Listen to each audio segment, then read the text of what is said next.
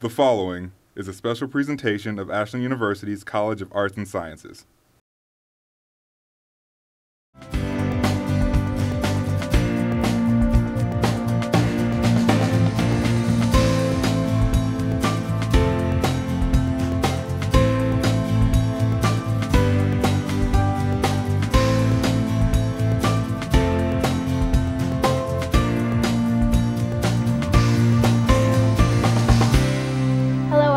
Welcome to this edition of the CAS Spotlight, a show where we spotlight different departments, staff, and faculty in the College of Arts and Sciences. I'm your host, Rebecca Ribley. With 17 departments across campus, Ashland's College of Arts and Sciences encompasses a wide range of programs with everything from art to social work, history, and politics, English, and physics, just to name a few. Today's guest is here to update us on this season's exciting schedule in theater and music. Tricia Applegate is the coordinator of performing arts publicity and events in the CAS.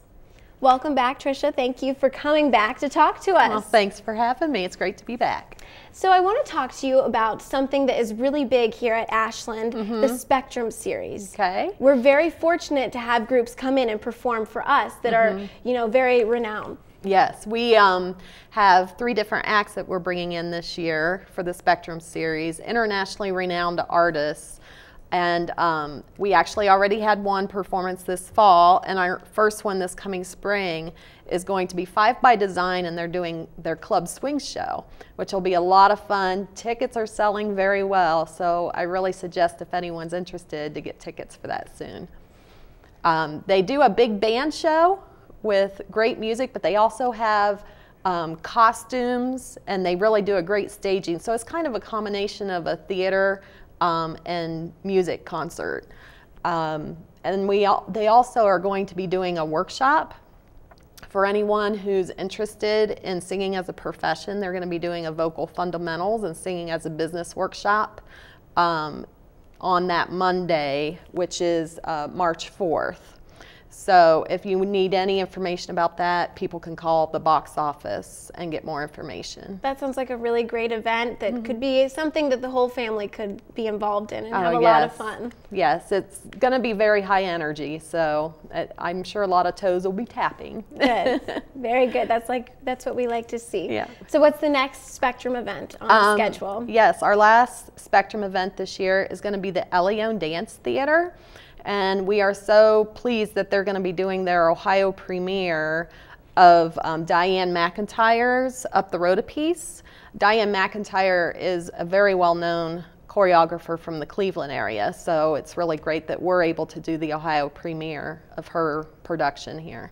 That's amazing. Yes, and Elione Dance Theater, they are a Philadelphia-based professional modern dance company. And they really bring a true urban feel to their performances. So it's going to be something very different for Ashland and very unique. So I hope everyone comes out to join us for the show. So is there a master class or a workshop with that? Yes, and that's what we try to do with all the Spectrum events, is not only, have this fabulous performance in Ashland, but an opportunity for the community to meet the artists and to learn from them. So Elione Dance Theater, they will be doing a master dance class, and they also are going to be presenting a school matinee, and we still have seating available if schools would like to come to see their performance. All right, that's great. Yeah. So you talked about the workshops and master classes. Who can come to these? Oh, they are free and open to the public. So again, if you want specific time and information about the workshops, just call the box office. We have all that information. It's also available online at our website at ashland.edu/spectrum. All right, and again, when will the performance be for 5 by Design? 5 by Design, the performance is Tuesday, March 5th, 7:30 p.m. in Hugo Young Theater. Okay. And the Elione Dance Theater, their performance is the day after tax day. So you can celebrate by filing your taxes on Tuesday, April 16th at 7:30, again in Hugo Young Theater. Okay, sounds great. Those sound like really awesome events that people can go to and get involved in in the university. Yeah, and we're very fortunate that the university supports this, not only for the campus, but also the community. And the tickets are so affordable. And I hope it's something that the community really takes advantage of. Great, I hope so too. Yeah. So the next topic that I want to talk about is the Ashland University Theater Department. We've had 2 shows last semester, and now we have 2 this semester. Yes. And some really, really amazing shows are going to come to life on stage. So let's talk about the first show, Little Shop of Horrors. Yes. If you're not familiar with Little Shop of Horrors, it is a horror comedy musical, and it's kind of, it is a funny musical, but it kind of has that horror spin on it too. And it's about this huge plant that feeds on blood and it keeps getting bigger and bigger throughout the show. And what's really great about the performance that we're going to be doing is we have an Ashland native, Ashland High School graduate, who's going to be playing one of the leads, Katie Mounts. So I know Ashland will want to come out and see one of their own on stage, but it also doesn't have your traditional orchestra accompanying the musicians. It will be kind of a rock band orchestra. So it will definitely be a fun show to come see. That's really fun. I know the campus is buzzing about this show. It's really fun. I'm excited for it. Yeah, they have the huge plant that's stored great. in the scene shop. That's the most important part, wouldn't you say? Yep, definitely. And then our last show of the semester is going to be special for one of the professors here in the theater department. Yes, Rick Goodwin, this is going to be his final production with Ashland University Theater. He is retiring at the end of this year. He is co-directing this show with Nate Sayadovich, who's a senior in the theater department. It is a 2-person show, and Rick is also one of the cast members. And it's called A Life in the Theater, and it's just so appropriate for it to be Rick's last show here at Ashland University. It fits, the whole thing that's going on. And we actually have added a couple performances, which we're opening up specifically. One is for the alumni to come back and wish Rick well, and another one will be for faculty and staff to attend. So those performances are April 5th and 6th. And then our public performances are April 10th through the 14th. Okay. And that is in the Studio Theater, so if you want tickets, please get them soon because the Studio Theater does sell out quickly. They definitely do. So yeah, I would advise anyone who wants to go see this show, which I'm sure it's going to be amazing if Rick's involved, to get tickets right away. So let's talk about Little Shop one more time. There's going to be a school matinee. Yes. We are... 3 out of 4 of our productions this year, we've offered school matinees with that. And that matinee will be Friday, March 1st at 9 a.m. in Hugo Young Theater. And we still have seating available if there are any schools out there that would like to attend. Seats are only $2 per person for the school matinee.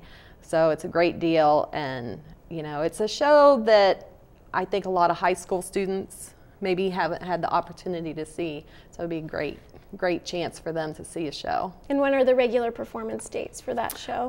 We open on Friday, February 22nd, and Saturday the 23rd, and then we have a Sunday matinee on the 24th at 2 p.m., and then we have the next Friday and Saturday, March 1st and March 2nd. The evening performances are at 7:30 in Hugo Young Theater. Okay, sounds great. So now let's skip ahead to the music department. They have a lot. I looked at the schedule. They have a ton of events coming up. Yes. And later on in the show, we'll have a couple guests come on and talk about their particular events. But right now, let's talk about the Brahms Requiem. Yes. Actually, we have like 24 concerts and recitals just this semester. So if you get a chance, and most of them are free and open to the public, so if you get a chance to look at the different recital schedule that we have, which is available on our website, there's always something going on, and they are free and open to the public. But the Brahms Requiem, Dr. Roland Blackley is going to be directing that. He's the choral director here at Ashland University. And it will also have the community orchestra performing with them. and it is a huge undertaking, and that will be in Hugo Young Theater. Let's see, the date here is April 27th at 7:30 p.m. And tickets are very reasonable for this concert, and those are available through the box office. Okay. Sounds good. We're going to take a short break. After this break, we'll be back with Professor of Music, Stephanie Sikora. She is director of the opera scenes, and she's going to tell us about this unique performance right after this break. I think what makes us unique is that we've brought together journalism, video, and audio, all three of those elements together, and converged them so that we reflect the industry and how things are going today. Our philosophy is to train you so that what you're doing here reflects what's happening out there in the real world. Additionally, you're getting those liberal arts benefits. We are academically rigorous. We're going to make you a good critical thinker, an excellent writer, and really set you out into the world with the knowledge base that you need to have in order to be successful.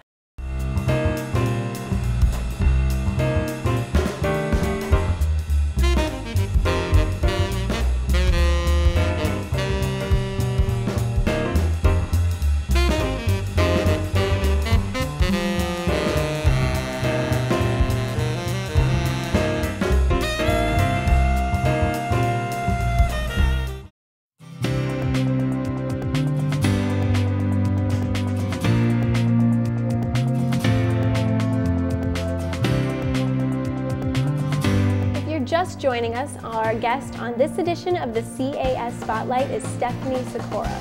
Stephanie is directing the opera scenes scheduled to open Friday, April 19th. Thank you so much for joining us. Oh, you're welcome. So I want to start out kind of easy by asking you, what exactly are the opera scenes? I hear all about them, but I don't know exactly what they are. Scenes, they're scenes from various operas.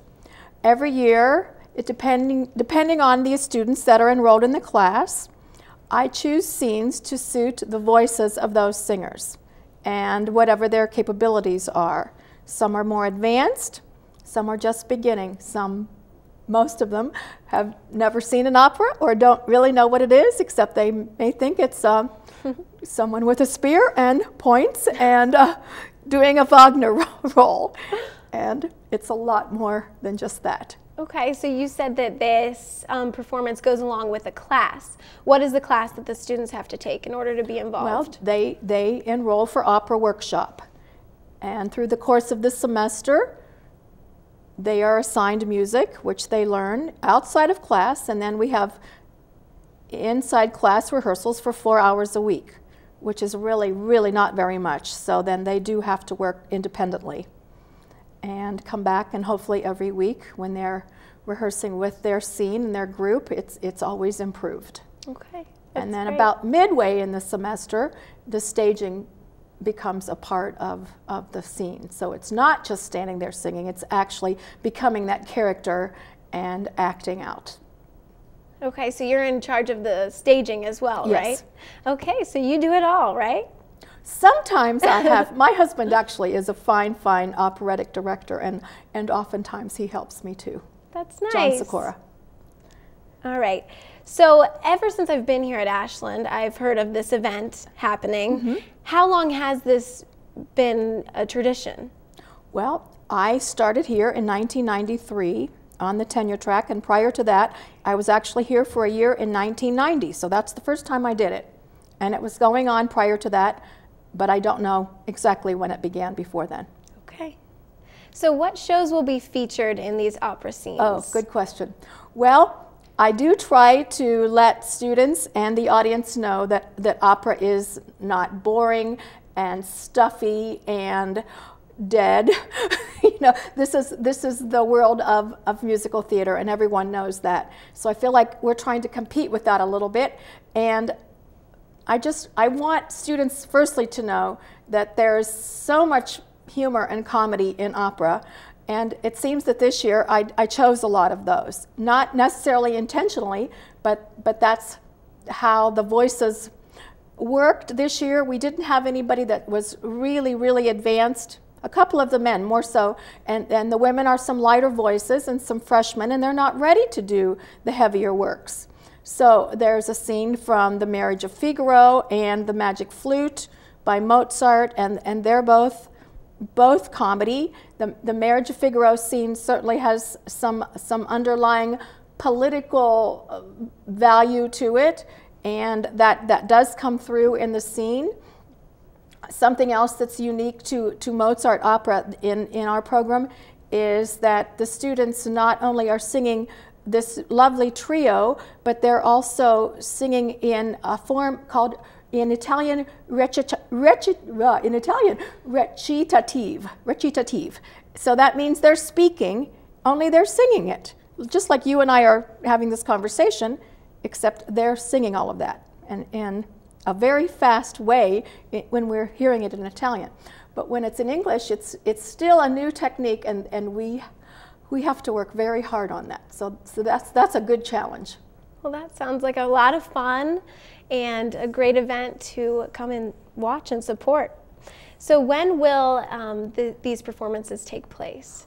Well, they are April 19th and 20th, and they are in this building in room 115. That would be the Elizabeth Pastor Recital Hall. And it's free. You don't have to pay a thing to go. Okay. I didn't mention the other scenes. May I do that very quickly? Yes, go ahead. Gilbert and Sullivan, we're doing scenes from The Mikado and scenes from The Pirates of Penzance. And they're excellent, excellent pieces for young singers' voices. We're doing another Mozart, a duet from The Abduction from the Seraglio. That's for two male voices. We're doing a funny scene from The Most Happy Fella. Mm-hmm. So is that a musical or is that an opera? We're not sure. It depends on who we ask. It's been done at New York City Opera, and it requires a lot of fine singing, but I guess it's still under the musical theater genre. And we're ending with the operetta Die Fledermaus. So, and that's a big fun party scene. Well, that sounds like a lot of fun, and this event, again, is free and open to the public, so everyone in the community should come on out, right? Oh, please do. If you are a little leery or a little afraid of opera, in 1 hour's time, maybe an hour and a quarter, we can convince you otherwise. Okay, well, thank you so much for coming on and talking to us. Oh, thank you for having me. Coming next is Dr. Scott Garlock, the director of the Ashland University Jazz Orchestra. He is joining us to talk about all things jazz. We'll be back right after this.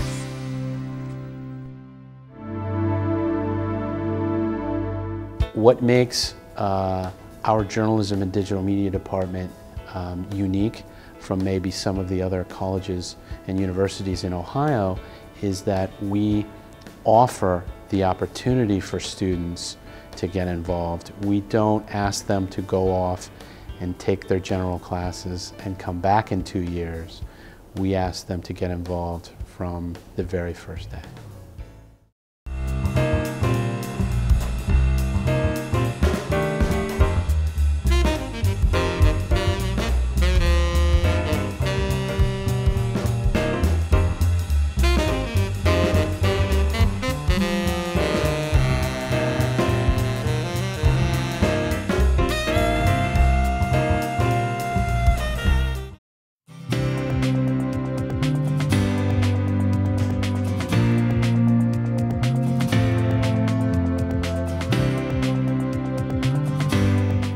If you're just joining us, our guest on this edition of the CAS Spotlight is Dr. Scott Garlock, the director of the Ashland University Jazz Orchestra. Thank you so much for being on the show today. Thanks for having me. All right, so I want to ask you first, how are you involved in the Maple Rock Jazz Festival? Oh, well, that's, I guess, one of my primary responsibilities here on this planet.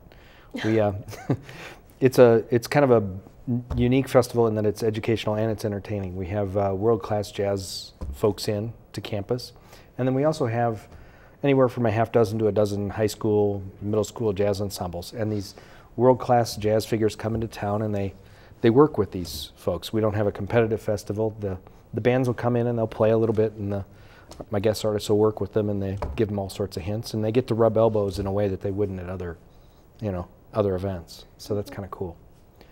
So we do that once a year, and it's kind of other than the trips we take with the band, it's kind of our highlight for the year. That sounds like a lot of fun. Yeah. All right, so how long has this festival been here at Ashland University? You know, I'm not exactly sure of that. This is my 10th year here. I was actually a guest artist at the festival in 1997, but I'm guessing well over 30 years. It's only been called the Maple Rock since I've been here. I taught at a school in Illinois prior to coming to Ashland, and I named the jazz festival there something that had to do with the local area, just so that it would have, the community would have more of a buy-in. It wouldn't just be a university function. So we call this the Maple Rock Jazz Festival instead of the Ashland University Jazz Festival, because the indigenous peoples here kind of created the method that we use to get maple sap and then maple syrup out of trees.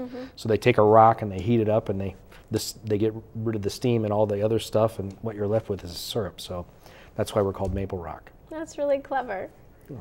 All right, so shucks, ma'am. Who's going to be featured this year in the Jazz Festival? Well, the last few years I've had either, you know, famous individuals come into town, or I've had small groups, a trio or quartet that are kind of famous.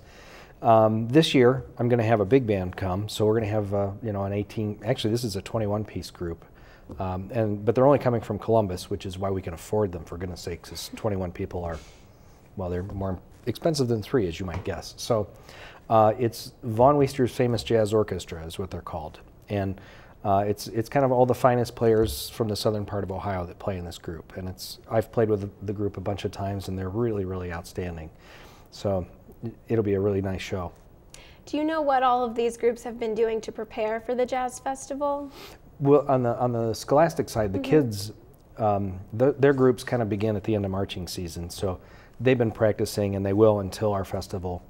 And they, you know, they'll prepare maybe 3 or 4 songs to have with the guest artists. With regards to our guest artists, the Von Weister's Famous Jazz Orchestra, there's no telling what they're going to play. But it'll be big band music, some of it, you know, rather traditional, some of it kind of modern. But he writes a lot of his own stuff, Von Weister does, and he has kind of a different spin on it. He has 2 French horns in the big band, which is, there's only one other big band I've known in history to do that. So it's kind of cool. Pretty neat. All right, so what kind of songs would we expect to hear from the schools that are going to come? That'll really kind of be dependent on how good they're playing, how well they're playing. We'll have some groups that are really kind of just neophytes and just getting off the ground playing this music, and they're going to do pretty basic stuff, more traditional dance jazz. And then we'll have, you know, some of the schools like Ashland High School. They have a very nice big band. They'll play stuff that's a lot more difficult, a lot more modern, stuff that you wouldn't hear elsewhere. So that part's really cool, and it's free during the day to come here. The guest artists work with the students, so that's a nice thing too. So you'll get to hear what's going on educationally in the region. Now, about our very own Ashland University Jazz Band, I've heard that they are quite good. How could someone come and see a performance of this? Oh, well, in addition to the Maple Rock, because usually we open up for the guest artists. We usually play the opening set, or we'll usually have the guest artists play a little bit with us. So that's kind of a cool thing. So that'll be March 22nd. We also give a couple of concerts in the Eagle's Nest, and then in December we also give a concert in Hugo Young. And those are the concerts we do on campus. We do stuff off campus too. We usually play a couple of things in the community, and sometimes we'll go great distances. We do take a trip every year. We went to Spain last year for 10 days, and Philadelphia the year before that, Boston, year before that, DC, Chicago. So we do take them on some fairly substantial jazz festivals every year. And we've done really quite well, you know, for being the size of school we are. We won Outstanding Trombone Section a year ago at the Villanova Jazz Festival, and finished 3rd there. And all the schools were, you know, many times larger than us with grad programs in jazz. So we're proud of what we're able to accomplish here. Our guys work hard and they have fun doing it. So that's kind of fun. So that's the big band here. We do have combos also, and the top combo is called Wing Nuts because we played at BW3s for a bunch of years. And we usually have a steady gig. It's, you know, either alternate Wednesday nights or something like that. And where we play, well, it just really kind of varies from term to term depending on what club owner sees favor with us, and whether I've been able to convince somebody that they need to have a bunch of collegiates wrecking their place bi-weekly. So that's kind of the jazz program here. Okay. Do you play more modern or classic jazz music? Well, I kind of view this as the last opportunity for my students to play stuff that they're not going to play the rest of their life. In other words, they're going to get a chance to play In the Mood in a big band, and they're going to play it for the rest of their lives because that's what people want to hear big bands play. So I teach them how to play In the Mood, but we also spend way more time doing other stuff because it makes them better all-around musicians. So I view it as a chance to get them to play the entire history of the repertoire and all the sort of little deviations that took place along the way. So that's kind of a cool thing. Well, you're obviously very passionate about jazz music. What made you fall in love with it? Well, Mom didn't give me a guitar. So, yeah, I just ended up on a brass instrument. So what was I going to do, you know? So this was the music rather that was just lots more fun to play than counting rests as a trombone player in a symphony orchestra. I can sit for 20 minutes and not play a note.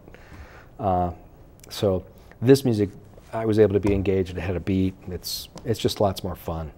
And the business about getting a chance to improvise is also a really cool thing because you're absolutely in the moment and you don't know what's going to take place. So I love that part of jazz music a lot. So where have you gotten the opportunity to play? Oh, well, people have been foolish and paid me to do a lot of things. I'm a member of Cleveland Jazz Orchestra, and I'm in Cleveland Pop's Orchestra, Mansfield Symphony, and I play in maybe another 6 to a dozen groups pretty regularly. But I've been very lucky. I've had some great experiences all over the dang planet. It's been a great life that way. So I've been on over 100 commercials and 50 or so discs, and it's kind of cool. Wow. You know, you'll hear yourself play on an insurance commercial or something sometime. You know, that was me making that silly noise. So yeah, I'm really lucky.